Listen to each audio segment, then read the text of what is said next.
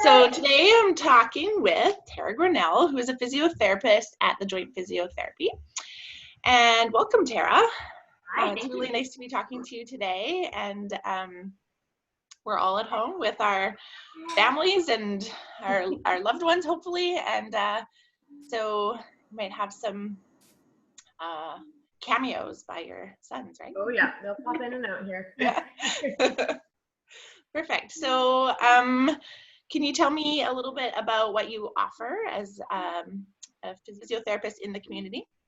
Yeah. I've been working at the Joint for 10 years now, which seems a little crazy. And I guess I kind of do everything from acute and chronic pain, end of the spectrum, management and alleviation of pain, all the way through to getting people active and independent and involved in some sort of activity or movement in the community. That's the goal anyways.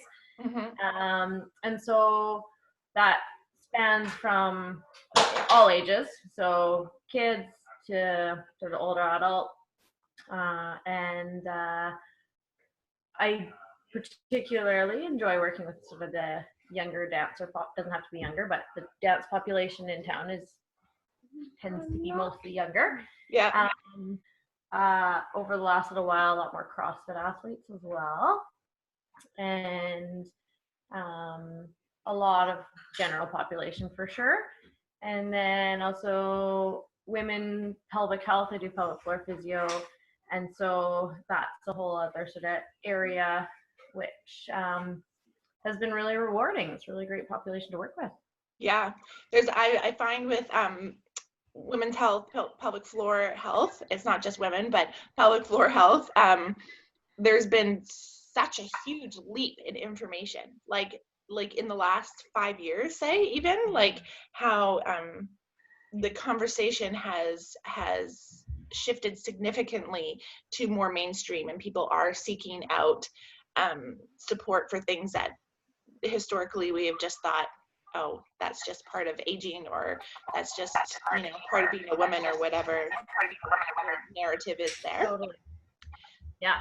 90+% of lower back pain can be helped with pelvic floor physiotherapy or awareness or treatment. Yeah, it's low back pain that hasn't resolved with other treatment. So it's that chronic, persisting low back pain that hasn't responded to the other things. It can definitely have a pelvic floor can definitely play a role. And even if it does respond to other things, like pelvic floor can still play a role in it. It might not be the one thing that hasn't been treated yet, but yeah, no, it's really neat to see how sometimes you get someone coming in with pelvic floor, dysfunction and low back pain, this, and if you pick the right thing sometimes, and sometimes it is the pelvic floor, they'll suddenly say, my back's feeling better, and so it is really neat. Yeah, well, it's a part of the bigger picture, right? If one or two or three things are just either underworking or overworking or whatever that is, it affects everything. I mean, we are an organism, not body parts per se. So totally. Yeah. And that's where it's neat. I mean, I can now assess pelvic floor and include that in treatment, because it is, even any woman, for me, because I just don't treat men at this point, but who comes in, whether it's for pelvic floor physio or not, it's still part of the conversation. And it's also, if you come in for pelvic floor, it's not just a pelvic floor assessment. You still are assessing the whole body, and you're just trying to pick the area to start and work, and then you kind of roll from there. But it's going to give you the best bang for your buck in terms of where to spend our time, and and try to create a holistic sort of treatment plan. I know that you're a big Pilates fan. Yes. And I miss seeing you in the studio. I know. Tough. This is hard. Yeah. So how do you see exercise in general, but also what you know about Pilates and gyrokinesis and all those, and yoga playing a part in overall function?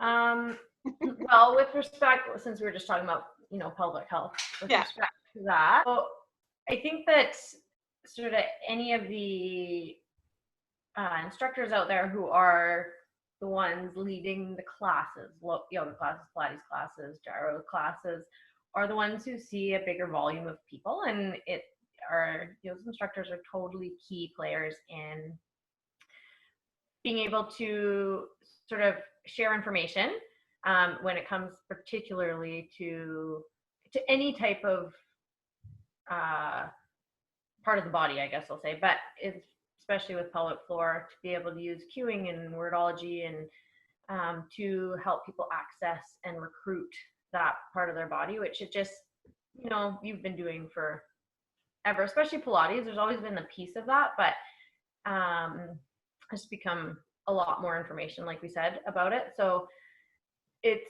you guys are the key players, really, and physio's there to help if necessary. But again, it would be someone like you who can kind of identify or help people identify, maybe they may, even if they're just thinking it themselves, so maybe this isn't working and maybe I do need to sort of get some extra help with retraining or assessing where I'm at, and that's where the physio piece comes in. But in general, it's the more education and the more comfortable instructors are at talking about it and cueing and things like that,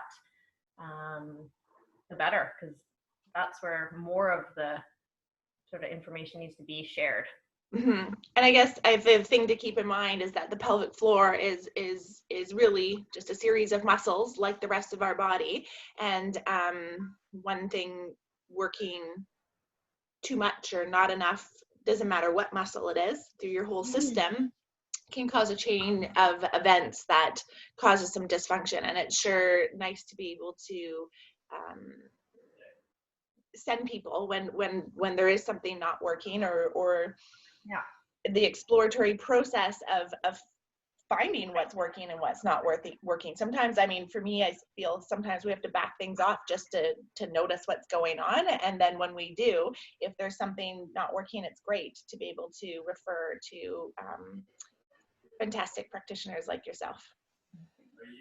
Yeah. Build a team of wellness for people. Yes, that's the goal. It's definitely the goal. Okay. And then also, you have a young family, and what are you guys doing, or what would you suggest people doing for staying positive and healthy during this time of uncertainty?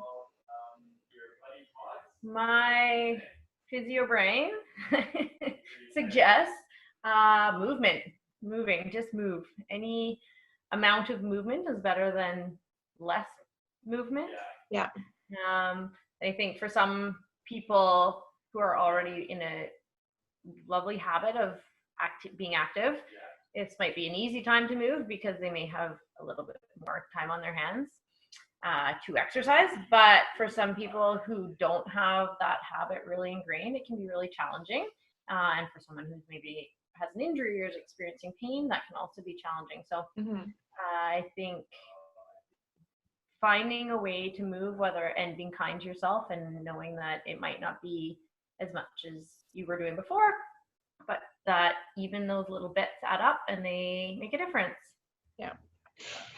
And I think it's important for people to know too, it doesn't have to be specific exercise, it doesn't have to be, your physio. I mean, if you have a set of physio exercises, you should do them, but it doesn't have to be necessarily at this point, everything's out the window, so it doesn't have to be injury specific. Just getting up and globally swinging your arms, walking around, all those things that just get the blood flowing, and like you said,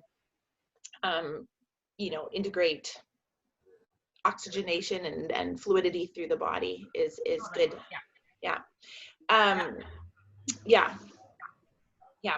My friend Julia said, dance party in the kitchen, dance party by yourself, dance party with your family, whatever it is, just do it up. put on your song and do it up. Move, and you can do it in your house. You might want to do it alone anyways. So there you That's right. Hey, no judgment at this point. might as well sing in there too, especially if no one's around.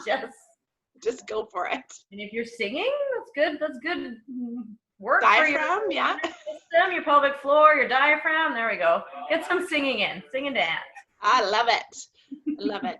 And so then just talking about if the clinic is doing any pivoting or shifting around how they're providing any kind of treatment, or if people want to specifically talk to you about pelvic health stuff, how would they do that?